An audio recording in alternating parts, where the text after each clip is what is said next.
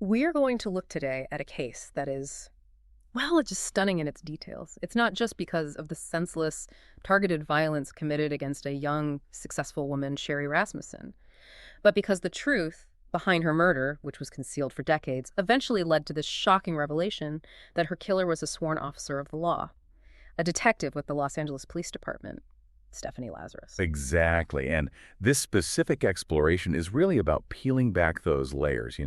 We're focusing intensely on institutional failure and the incredible cost of what you could call tunnel vision. The 1986 murder of Sherry Rasmussen was very quickly categorized by police as a botched burglary.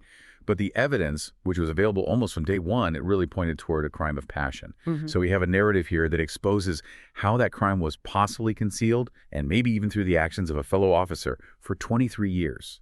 And that created just profound anguish for the family and raises these incredibly serious allegations of a potential cover-up within the LAPD. So our mission here is to analyze the extensive material surrounding Sherry Rasmussen, her life, the specific details of that crime scene, the investigation that just stalled for years, and then, of course, the forensic breakthrough that finally cracked this cold case open, and the intense controversy that followed the arrest of one of their own. We really need to understand the full context of what happened to Sherry Rasmussen, who was thriving in her career and just preparing for her future when her life was so tragically cut short. And we have to approach this material with the sensitivity and the focus it deserves. We're going to concentrate purely on the factual narrative that emerges from these sources. And it's also important to recognize the extraordinary determination that was required by the victim's family. They persistently pushed for justice, even when the system itself seemed absolutely determined to just ignore them. The implications of this story, they really touch on the credibility of investigative procedures everywhere. So let's begin by understanding the dynamic that led up to that tragic day. The sources really frame this as the Ruetten-Lazarus dynamic. Sherry Rasmussen was, by all accounts, truly exceptional. She was born in 1957, started college early, graduated from Loma Linda University, and was already highly accomplished professionally by her late 20s. Right. She earned her master's degree in nursing from UCLA in 1980 and then just rose through the ranks in critical care really quickly. By the time of her death, she wasn't just working as an unpaid assistant clinical professor of nursing. She had achieved the very prestigious position of director of nursing at Glendale Adventist Medical Center. She was clearly a focused, ambitious, and successful woman. And her professional success was paired with this very practical planning for her future. Her family was very involved. Very. Her father, Nels Rasmussen, he worried about her safety. It makes sense, right? The demanding schedule of a director of nursing often involves working late nights. So to help ensure her security, he bought her a condo in Van Nuys, specifically one that was designed with a drive-in garage so she could pull her car directly inside and avoid, walking the streets late at night. She paid him rent, basically the monthly mortgage payment. It just shows not only her competence, but the deep level of family support she had, all rooted in this concern for her safety. So Sherry meets John Ruetten in June of 1984 at a party, and they become a serious couple pretty quickly. But John had this previous and, as it turns out, very complicated history with another woman, Stephanie Lazarus. They had met as undergraduates at UCLA, living in the same residence hall, Dykstra Hall, between 1978 and 1982. And the nature of that relationship is absolutely foundational to this crime because there was this severe imbalance in how the two of them viewed it. Lazarus, who was highly competitive, she'd played on UCLA's junior varsity women's basketball team. She clearly took the relationship far more seriously than Ruetten did. How did he see it? Well, Ruetten, in his later testimony, he described their sexual encounters, which happened about 20 to 30 times over several years. He used these really dismissive phrases, things like necking and fooling around. He stated unequivocally that he never considered her his girlfriend or intended the relationship to be long-term. So on one side, you have a man who sees this as just casual college hookups, and on the other, you have Stephanie Lazarus, who internalized it as something much more serious. What was she doing professionally during this time? Lazarus was also highly ambitious, but she chose a different path. After graduating, she decided against law school and instead entered the LAPD Academy in 1982. And this was a specific era for the LAPD. They were actively working to increase the number of women on the force after a major sex discrimination lawsuit. So she graduates, becomes a uniformed officer in 1983, and sets herself up in a condo in Granada Hills. And there's one specific detail related to her early career choice that's really important here. Yes, the detail that becomes tragically salient later on. Upon graduating from the academy, she purchased her backup firearm through the department. It was a Smith & Wesson model 49.38 caliber revolver. Now, this was standard practice, but it means she legally acquired the exact type of weapon that would eventually be used in the murder. We also know from sources that during her training, she would sometimes refer to Ruetten as her college boyfriend, which just shows how much she was clinging to this connection in her own internal narrative. She even brought him as her date to a company Christmas party in 1983. So the situation, which had been sort of low-key for a while, it starts to escalate dramatically when Ruetten and Sherry's commitment becomes public. In May of '85, Lazarus meets Sherry for the first time, and then the following month, she learns they're engaged, and the sources show Lazarus was just completely devastated. The documentation of her despair is chilling. Her diary entry from that specific time reads, "I really don't feel like working. I found out that John is getting married. My concentration is like -10. The emotional impact was so severe that she woke her roommate, who was also a fellow officer, just to commiserate. And that officer later recalled having never seen Lazarus cry until that moment. This wasn't just sadness. For her, it was a profound crisis. And what complicates this timeline even more is a really unfortunate decision Ruetten made right before he moved in with Sherry. Yes. Ruetten testified that shortly before he and Sherry moved in together, he slept with Lazarus one last time. He later claimed this was to give her closure, which is a decision we can speculate was born from, a mix of guilt and maybe a desire to avoid confrontation. But crucially, he didn't tell Sherry about this final encounter. And that omission, it didn't just hurt his personal integrity, it severely compromised the credibility of his initial statements to the police, which added a whole other layer of complexity to the entire narrative. So Lazarus was clearly not getting the closure that Ruetten intended. She wrote to her mother that August saying, "I'm truly in love with John, and the past year has really torn me up. I wish it didn't end the way it did, and I don't think I'll ever understand his decision." Nay. But the situation moves quickly from this sort of desperate melancholy to overt hostility and stalking behavior. And this is where the threats against Sherry become explicit. Sometime that summer, Lazarus, who was off duty, paid a highly confrontational visit to Sherry at her workplace. She arrived wearing tight short shorts and a tank top, clearly intended to emphasize her attractiveness, and she immediately tried to assert dominance. She told Sherry that she was still having sex with Ruetten and warned her that when the marriage inevitably failed, I'll be there to pick up the pieces. How did Sherry respond to that kind of direct confrontation? Well, Sherry, understandably, confronted Ruetten about it. He admitted the infidelity and asked for forgiveness, but he didn't take any proactive steps to stop Lazarus from contacting them further. Sherry, though, was very direct with Lazarus. She responded, "Your services won't be needed." But Lazarus was not deterred. As she was leaving, she delivered this chilling, very specific threat. "If I can't have John, no one else will, including you." That sounds less like a heartbroken woman and more like a possessive threat, especially coming from someone trained in law enforcement. But despite this, the wedding went ahead in November 1985. Did the harassment stop then? Absolutely not. The hang-up calls started occasionally, which Lazarus herself later admitted during her 2023 parole hearing that she was responsible for. And that shows as calculated harassment, not just some spur-of-the-moment emotional outburst. The couple even installed a burglar alarm before their honeymoon, which possibly reflects their growing anxiety. Although a friend noted the code they chose, their wedding anniversary, 11/23, was not the most secure choice. And the confrontations just kept happening, even after the marriage. They did. In January of 1986, Lazarus showed up at their condo under the pretense of having Ruetten wax her skis, again, dressed in flattering workout clothes, despite Sherry's clear objections. And Ruetten minimized the significance, convincing Sherry they were just friends. But the unsettling pattern continued. A few days later, Lazarus returned in uniform to pick up the skis. And then on another occasion later that month, Sherry actually found Lazarus in full police uniform inside their living room after Ruetten had already left for work. Sherry firmly asked her to leave, and she did. The audacity of that, repeatedly showing up in her official uniform, must have been profoundly intimidating to Sherry. Oh, it was an incredible abuse of her authority and her status to intimidate a civilian. Sherry confided in her father, Nels, telling him she feared Lazarus was stalking her, sometimes even posing as a young man to watch the apartment. And crucially, she told Nels she didn't believe that reporting it to the police would be effective, a truly tragic premonition of how the LAPD would ultimately handle the case. So we see this clear trajectory. A perceived betrayal leading to an explicit threat, followed by months of escalating stalking and harassment, all documented by the victim and her family. That is the stage that's set for February 1986.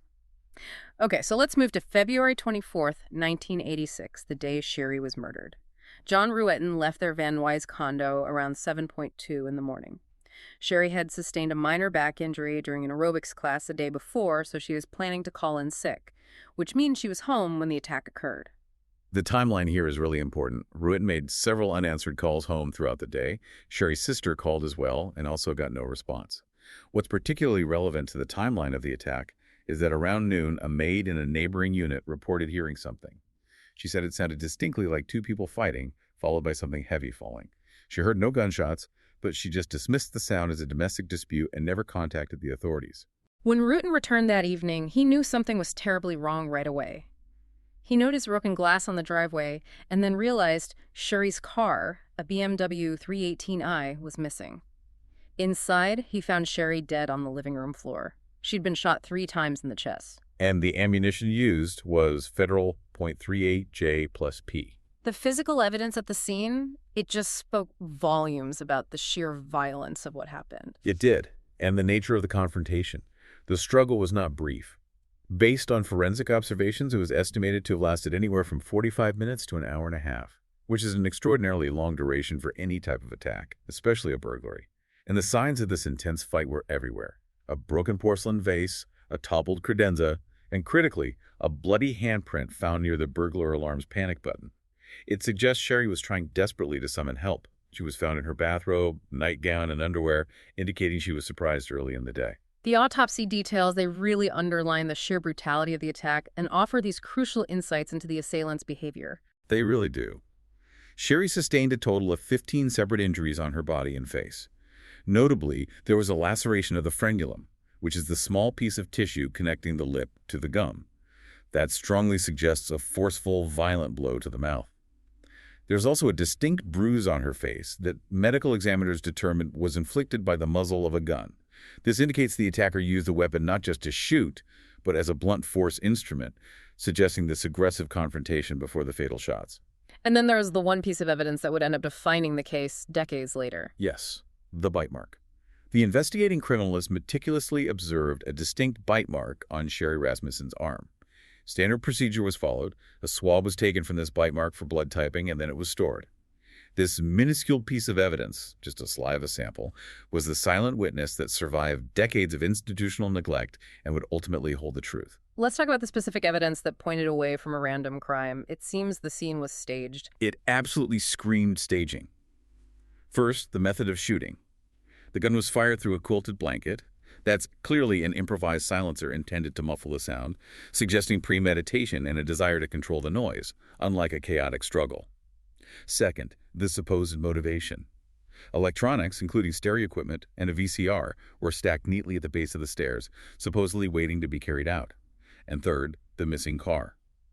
The BMW was stolen, but it was recovered just 11 days later, only 2 miles away. Unlocked, with the keys still in the ignition. Burglars typically don't steal a victim's car and then abandon it unlocked so close to the scene. And the single item missing from the house, besides the car, that tells us so much about the emotional motive, doesn't it? It does. The only other item reported missing was the couple's marriage license. That combination of electronics stacked, valuables ignored, but the marriage license taken is deeply, profoundly atypical for a financial crime. It immediately points to an emotionally driven crime where the goal was symbolic destruction, not monetary gain. Yet, despite all these red flags, the long struggle, the staging, the missing license, the initial LAPD lead detectives, Lyle Mayer and Steve Hooks, they quickly fixed on this theory of a botched burglary. Why? Well, they had a powerful institutional bias toward making the case fit a known pattern, and unfortunately, burglary was an easier box to check. The factors arguing against it were numerous. A long struggle duration, the fact that jewelry was left in plain sight, the car theft and abandonment. And crucially, even Detective Hooks, Mayer's partner, noted the bite mark was unusual. He observed that bites inflicted during struggles are much more commonly inflicted by women, end quote. So to rationalize this, they adopted a theory of 2 burglars, a man and a woman, to somehow keep the burglary narrative intact without considering the obvious alternative, a singular female assailant driven by emotion. This brings us to the absolutely critical failure of that initial investigation, the immediate dismissal of the actual named suspect. The Rasmussens were trying desperately to get the police to look at Lazarus. Nils and Loretta Rasmussen went directly to Detective Mayer, and they laid out the entire history. Lazarus's harassment, her visits to the office, and that explicit threat. If I can't have John, no one else will, including you. Mm. And Mayer took notes on this information. But he dismissed it entirely. He told Nels Rasmussen there's nothing there, cementing this disastrous focus on the botched burglary theory. Wait a second. If the father provided specific, credible threats naming the suspect, why would a detective dismiss it out of hand? Was it just tunnel vision, or is there something else going on? It was likely a combination of factors. First, Ruetten complicated things. While he testified, he did mention Lazarus as a former lover when police asked about a jealous ex-partner the morning after the crime. He deliberately withheld the details of the final sexual encounter and, critically, the confrontation where Lazarus threatened Sherry. He testified he did this out of shame and a desire to protect his reputation. So his minimization of their relationship made Lazarus seem less relevant.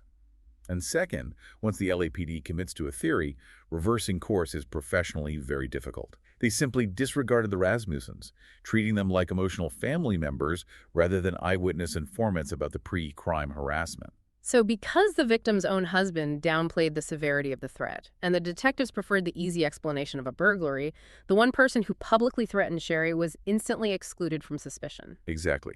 And that failure resulted in 2 decades of injustice. With the botched burglary theory so firmly established, despite all the contradictory evidence, the case just stalled out very quickly. By the late 1980s, the LAPD had shifted its resources dramatically to address the overwhelming gang wars and the crack epidemic that was gripping Los Angeles. The Rasmussen murder simply fell to the bottom of the pile. And this is where we see the immense psychological toll and the sheer determination of the Rasmussen family. They were, for all intents and purposes, the only investigative entity left. When they would call the Van Nuys office seeking updates, they were just met with institutional apathy. They reported that detectives were often unhelpful, that they would hang up or put them on indefinite hold. John Ruetten himself only stayed in the condo for about a month after the murder. He found the psychological and financial burden too heavy and eventually moved back to his parents' home in San Diego. So the family was left alone to fight for justice. And Nels Rasmussen, Sherry's father, he became relentless. He consistently pushed the LAPD, refusing to let the case die. He did. He wrote directly to the then chief, Daryl Cates, specifically reiterating his suspicions about Lazarus and offering reward money, just trying to force a reinvestigation. And the response he got? It was dismissive, even condescending. The sources revealed that detectives actually told Nels Rasmussen he watched too much television, implying his theories were just based on fiction, not fact. But the family's objections were sound. They logically doubted the official story. Sherry was 6 feet tall, had a large frame, she was physically fit. They questioned how a male burglar could have subdued her in a struggle that lasted over an hour. Nels, recognizing the use of the quilt, he believed the murder was a deliberate, targeted killing, not some chaotic, accidental outcome of a break-in. And while the Rasmussen family was essentially doing the detective work, trying to keep the case alive, Stephanie Lazarus's career was flourishing inside the LAPD. She was thriving. She had stinks in various desirable divisions, including DARE, background investigations, internal affairs. She was earning a reputation for being thorough and meticulous.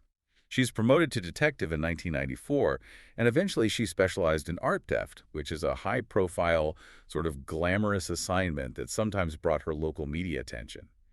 She was building this solid, respected career while concealing a deadly secret. And that professional advancement tragically placed her in a position of access. It absolutely did.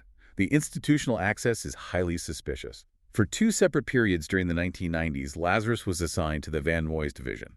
This is the exact building and office space where the Rasmussen murder book, the entire physical case file, was kept and was easily accessible to detectives. Even more critically, colleagues recalled that Lazarus frequently volunteered for overnight shifts when the detective office was unsupervised.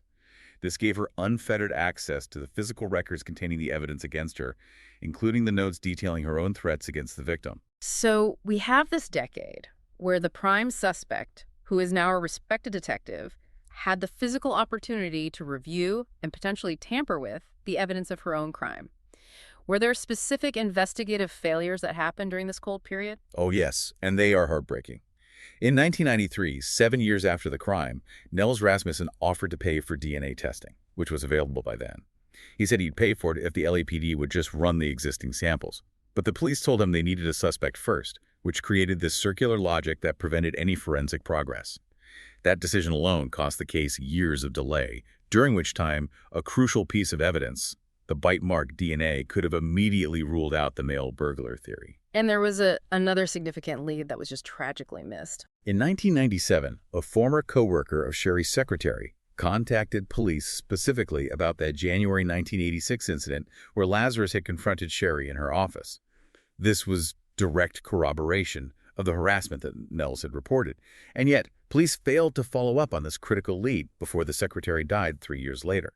The initial disastrous tunnel vision on the burglary meant that any information pointing away from that theory was just systematically ignored or not properly investigated, allowing Lazarus to continue her professional ascent unimpeded. The ultimate turning point, the scientific breakthrough, finally arrived in the late 90s, early 2000s, when DNA testing became a standard component of cold case reviews. The LAPD formed a unit to specifically review older cases. When the Rasmussen case was pulled, key evidence from a minor 1993 reinvestigation was already noted as missing, suggesting ongoing problems with the case file's integrity.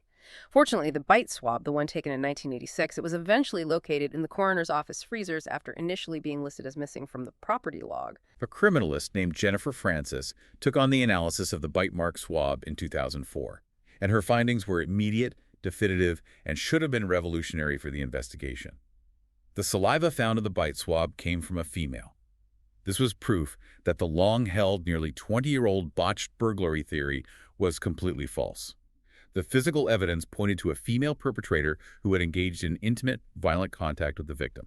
That's a huge shift. If the lab proves the attacker was female, the entire investigative focus has to change. Should have.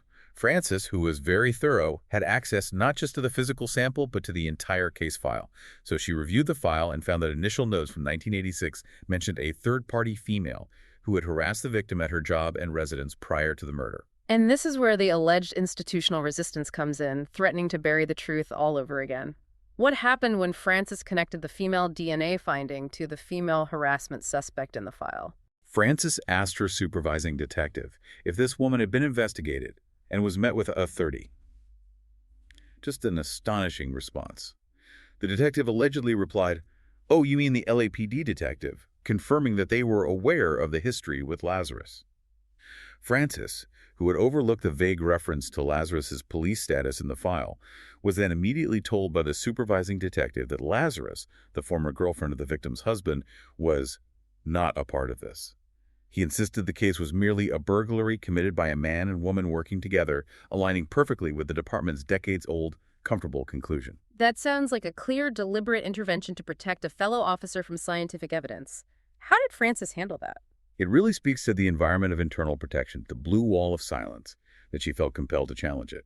Francis alleged that she was pressured to ignore the Lazarus angle, and that she faced significant retaliation and harassment for accurately reporting her findings and daring to raise concerns about police interference in this case and other high-profile cases. And she eventually took legal action over this. She did. She filed an unsuccessful lawsuit against the city claiming misconduct. And while the lawsuit failed, the sources clearly established her concern that once the identity of the harassment suspect was linked to the LAPD, the investigation was internally shut down, despite the scientific evidence pointing directly toward a female perpetrator. The implication is profound. A system was actively prioritizing the protection of one of its own over the pursuit of justice for the victim. So this crucial DNA evidence, which should have led to an arrest in 2004, it was shelved for another 4 years. Exactly. No other detective pursued the female suspect angle. The DNA results went right back into the cold files, maintaining the department's public narrative and allowing Lazarus to continue her career as a detective for 4 more years. Thankfully, the file didn't stay buried forever. The case finally received a fresh and frankly accidental look in 2008. A Van Nuys homicide detective, Jim Nuttall, found the voluminous Rasmussen file just left near his desk. He and his partner, Pete Barba, decided to review it from scratch. And they immediately saw the flaws. They quickly agreed that the bite mark DNA, pointing definitively to a female suspect, made the established burglary theory completely unsustainable. They decided to discard the initial findings and treat the crime as what the evidence suggested, a deliberate murder with a staged burglary, starting their analysis from zero.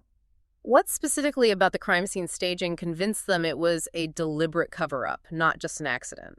Their re-examination focused on the inconsistencies the original detectives had ignored. For example, the gated complex, the lack of forced entry, and the fact that high-value jewelry was left untouched.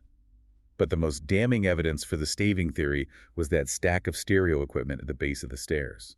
If a chaotic, prolonged 90-minute struggle had actually occurred down the stairs, that stack should have been scattered. It was just too neat. And the forensics confirmed the staging. Yes. They noticed a key detail in the original crime scene photos. A thumb-shaped bloodstain was found on a record player that was on top of the neat stack. The blood belonged to Sherry Rasmussen, and the shape of the stain suggested the person who placed it there was wearing gloves, as there was no print.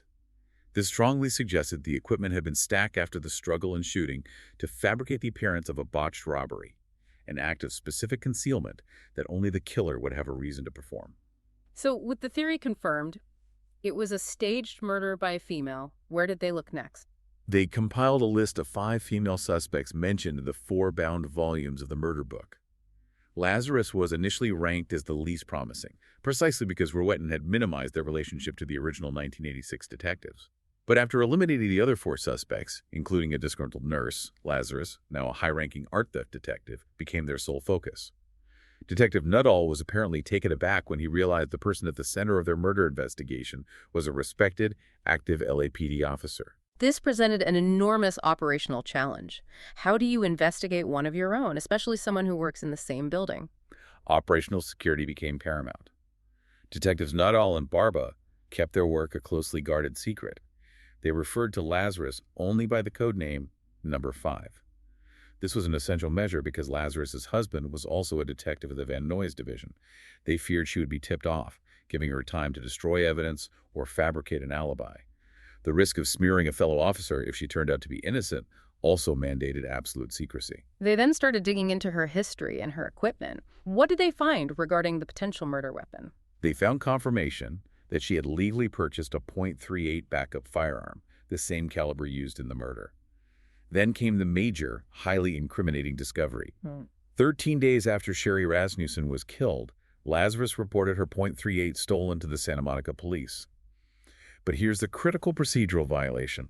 She failed to report it to the LAPD armorer, which was strictly required by department policy for any loss of a duty weapon. Why is that omission so important? Well, investigators theorized that she had disposed of the weapon, perhaps throwing it into the Pacific Ocean near the Santa Monica Pier, where she claimed it was stolen, or maybe burying it. They concluded she chose this route because losing a duty gun, or failing to prevent its theft, carried severe professional penalties, including potential loss of rank or internal discipline. By reporting it stolen to Santa Monica police, she established a paper trail that satisfied initial inquiries. But by failing to notify the LAPD armorer, she avoided the immediate mandatory internal investigation that would have checked the weapon status and her activities leading up to the alleged theft. It strongly suggested she was covering her tracks professionally. So they had motive, they had access, a staged crime scene, and a missing gun that was reported stolen in a highly suspicious manner. All they needed was that final link. Exactly. They needed a fresh DNA sample. They carefully avoided seeking a warrant that might have alerted Lazarus to the investigation. Instead, they opted for a covert collection strategy based on discarded evidence. While off-duty, Lazarus discarded a cup she had been drinking from at a Simi Valley Costco. Other police officers operating under deep cover retrieved the cup. The DNA profile from that cup was run against the saliva sample from the 1986 bite mark on Sherry Rasmussen's arm. And the result? It was an absolute match. The evidentiary circle was closed. The DNA from the bite mark belonged to Stephanie Lazarus, the LAPD detective who had threatened Sherry Rasmussen decades earlier. The arrest operation in June of 2009 must have been meticulously planned, given her status and her training. It was a masterful exercise in operational security. The case was transferred to the Robbery Homicide Division, or RHD, for final handling. Chief William Bratton personally mandated that the arrest be conducted at Parker Center, LAPD headquarters, under the guise of an art theft meeting. This was a critical step because entering the headquarters required Lazarus to check her firearm and equipment belt upon entry, disarming her before the interview even began. And the interrogation itself, how did that go? Detectives Stearns and Jaramillo interviewed her. They knew she was well-versed in police interview techniques, so they used a very strategic approach. They told Lazarus they wanted to tie up some loose ends privately to protect her reputation, implying Rutan was merely an old boyfriend who had been unfaithful. They were trying to get her to minimize her involvement without admitting to the murder. Lazarus initially recalled very little, but then gradually admitted some vague knowledge of her visits to the condo and Sherry's office. It was only when the detectives mentioned the existence of DNA evidence that she became visibly nervous and suspicious. She stated she needed to speak with someone and left the room, where she was immediately arrested. The shock and betrayal among the force were enormous. Following her arrest, Lazarus was allowed to retire early from the LAPD, which actually allowed her to retain her pension, though she was held on $10 million bail. The trial finally began in early 2012. Given the sensational nature of this love triangle and the accused being a high-ranking officer, the media attention was just intense. The prosecution, led by Shannon Presby, presented a very clear, jealousy-driven motive, which he famously summarized as a bite, a bullet, a gun barrel, and a broken heart. Ruetten testified, visibly emotional, confirming his infidelity was a mistake that had cost Sherry her life. The jury needed only a few days of deliberation to convict Lazarus of first-degree murder in March 2012. She was sentenced to 27 years to life, a sentence that was upheld on appeal in 2015. But the trial, while it secured justice for Sherry, it simultaneously exposed these massive systemic failures in the initial 1986 investigation that went far beyond simple error. Absolutely. The list of failures is staggering. Crucially, recordings and transcripts of initial interviews where Nels Rasmussen and potentially Ruetten discussed Lazarus were just missing from the official case file. Ruetten even recalled being asked by the police to take off his shirt and being photographed without it early on to check for defensive scratches, suggesting police may have found evidence that Sherry had injured her attacker, evidence that was never officially documented in the investigative notes. That detail about the scratches is critical. It implies the 1986 detectives knew there was a high likelihood the attacker was injured. But what about the physical evidence that was simply mishandled or ignored? The bloody fingerprint is a severe example. A bloody fingerprint was found on a digital disc player, most likely left by the suspect, perhaps when staging the robbery, and it was noted by criminalists. However, it was never properly collected, photographed in identifiable detail, or preserved. The disc player itself wasn't even taken into evidence.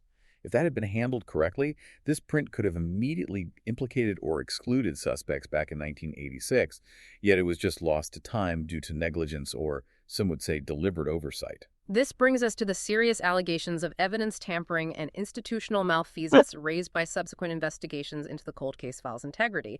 These go beyond mere incompetence, and they hint at deliberate sabotage. That's right. One of the most prominent discrepancies uncovered was the complete absence of the handwritten accounts of investigative actions, the chrono, from the first 3 months after the murder. LAPD protocol at the time strictly required these handwritten records. They're essentially the daily diary of the investigation. When Detective Nuttall reviewed the file in 2008, these fundamental notes were just gone. Why would someone remove those specific initial handwritten notes? What's the thinking there? Well, one reason is that they would contain the most explicit, unedited records of the early investigation, likely including Nels Rasmussen's report of Lazarus's threats, any attempts by police to look for a non-burglary suspect, and any observations about the staging before the official narrative took hold. Removing the chrono effectively removes the roadmap of the investigation, making it much harder to spot inconsistencies later on. And the typed records that replaced them were equally suspicious. They were structurally compromised. The typed chronological record consistently misspelled Ruetten's last name as Ruetter. It seems like a small error, but it could have severely hindered database searches for related information within police archives. Furthermore, the typed chrono lacked the required detective initials, and it displayed consistent spacing and typeface throughout, strongly suggesting it was typed in a single sitting, potentially years after the fact, rather than compiled chronologically as the investigation unfolded. And the timeline for these strange discrepancies, the missing original chronos, the compromised typed record, it aligns disturbingly with the time Lazarus had access to the Van Nuys files in the 1990s. It creates an almost undeniable inference. The sources point out that these procedural failures occurred during the years when Lazarus, by then a detective, was assigned to the very division where the murder book was kept, often volunteering for those unsupervised overnight shifts. While proving she personally removed or altered the records is nearly impossible, the correlation between her access, her motive, and the state of the official file is devastating. It suggests that institutional access allowed her the opportunity to cover her tracks professionally for a decade. The Rasmussen family, believing they were failed by the entire department, then pursued legal action against the city. They sued the city, alleging that Lazarus committed the murder and that the LAPD had actively abetted her cover-up efforts for over 2 decades. They weren't just seeking justice for the initial crime, they were seeking accountability for the institutional failure that allowed the killer to remain free and employed for 23 years. So how did the LAPD respond to that specific allegation of an institutional cover-up? The internal affairs investigation into the cover-up allegation was, according to the sources, quietly closed after Lazarus's conviction sustained the first allegation of murder. The second, more sensitive allegation that the LAPD covered up the crime was ruled unfounded, despite the mountain of evidence detailing procedural failures, missing records, and the internal pressure faced by criminalists like Jennifer Francis. This ruling was criticized heavily by journalists who described the internal investigation as essentially a sham, reflecting a deep unwillingness within the police culture to investigate itself for fear of looking bad. This decision is one of the most lasting wounds of the entire case. Due to a specific California law, which allows special parole consideration for those convicted of crimes committed while they were under the age of 26, Lazarus became eligible for parole in the early 2020s, decades sooner than many would have expected. And this eligibility brought about the final dramatic reversal in Lazarus's narrative. For years, she had maintained her innocence, appealing her conviction. But in November of 2023, facing the parole board, she abandoned her claims of innocence and confessed to the murder. What was the nature of her confession? Did it seem genuine? She presented the crime as an impulsive act of rage, stating, "It makes me sick to this day that I took an oath to protect and serve people, and I took Sherry Rasmussen's life from her, a nurse." She claimed she had gone to the condo and planned only to tie Rasmussen up if she got on my way to see John, leading to what she described as a hellacious bar fight. She claimed she then bound Rasmussen with cord, shot her, and disposed of the gun out of immediate fear of being suspected. How did the victim's family and John Ruetten react to this confession and her parole eligibility? They strongly opposed parole. They argued that the murder was not the impulsive act of a love-struck young woman, but a calculated act that utilized her police training, followed by an elaborate 2-decade cover-up. Detective Stearns, speaking for the prosecution, specifically noted that her preparation improvising a silencer with the quilt and covering up the crime professionally were not the hallmarks of youthful offense. They are the hallmarks of criminal sophistication and maturity. The family's opposition must have been just profoundly emotional. It was. A video Nels Rasmussen recorded before his death in 2020 was played, in which he noted the severity of the damage inflicted upon Sherry's face. He suggested Lazarus wanted to destroy the beauty that Sherry exuded. Ruetten maintained that Lazarus's confession was merely a cynical ploy to gain parole, asking why, if she felt so much remorse, she had spent 23 years lying and denying the crime. Initially, parole was granted, but that decision was quickly reviewed. The initial grant was reviewed and eventually rescinded by the full parole board in October 2024. A subsequent request in 2025 was denied, based specifically on the fundamental discrepancies between Lazarus's confession and the physical evidence recovered from the crime scene decades earlier. What were the key discrepancies the parole commissioner focused on? The parole commissioner, Kevin Chappell, highlighted that the minimal amount of Lazarus's DNA found on the bite mark swab did not support her detailed account of a prolonged struggle or a hellacious bar fight. He concluded that the evidence suggested she was the only one engaging in this extreme act of violence, minimizing Sherry's ability to fight back in the manner Lazarus described.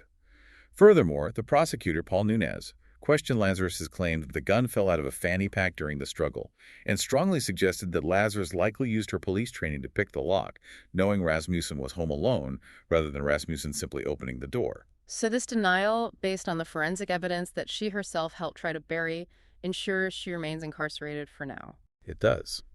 Lazarus will be eligible for parole again in 2028. But the ongoing scrutiny over the accuracy of her confession highlights the lasting difficulty in obtaining the complete truth, even after a conviction.